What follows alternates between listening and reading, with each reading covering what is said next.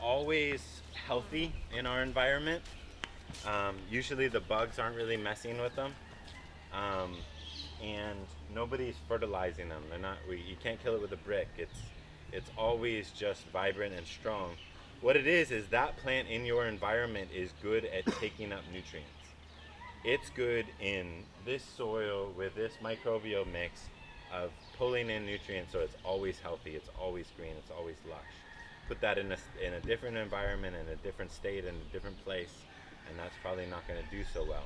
When a plant is thriving, nobody takes care of it.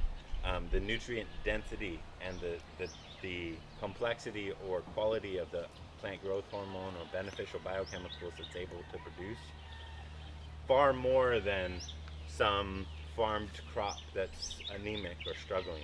So this is where we get our plant food. It's also free. We get the free things. But we're not trying to select for the best food. We're not thinking, oh, what's my favorite thing to eat? That's what I'm going to make the FPJ of. No, you can eat that or sell it. That we don't need to make FPJ out of that. We can make it out of our weeds, because these are still rich, just like we're basically making our own kelp product, if you will. Kelp, full of all those plant growth hormones. We're selecting things vibrant, full of life, pushing all this new growth all the time. Chop it up, ferment it, and then that becomes food for our plants and food for our microbes in processes like the IMO. So citrus you can only use on citrus. You never want to use citrus on like your calo. So if we make mango FPJ, that's only for our limes, our oranges, our mango, other citrus. What about just like the buffalo grass and stuff? Like that's all. Grasses often are low yielding. You can use grasses, but we probably want to use. You could use like halekoa, just the new shoots. You could use shoots of. I'll walk out and I'll find something. What about salsa? Yeah. I just might get salsa. Yeah, but we don't need to go far. We can just get something real close.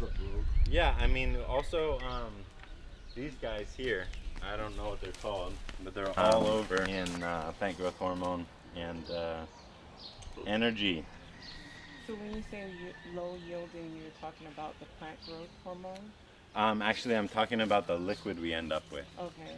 So what happens is we mingle the sugar and the plant material, and in 5 to 7 days, because of osmotic pressure in the sugar, the dryness of the sugar, and the fermentation, it yanks all the liquid out of the plant. So you get solids, leftover solids from this, all kind of wilted, and then a big vat of liquid out of it. And that's shelf stable, and that's quality plant food. And so if you use stuff like grasses, because it's got a lot of carbon material in it and very little of the kind of juices or foods, we just end up with a little bit of liquid. And so it's a lot of work, same amount of work, but less produce. And that sometimes those are high quality, like monagai or something like that, but it's just not going to be worth it for a farmer when you need a little bit of volume. What about the green salsa? Yeah, can. But soursop citrus, you can only use it on citrus. Citrus is the only exception. Citrus only can be used for citrus, and it's because there's an oil in it that can be damaging for other crops. And soursop is a citrus. Yeah. Yeah.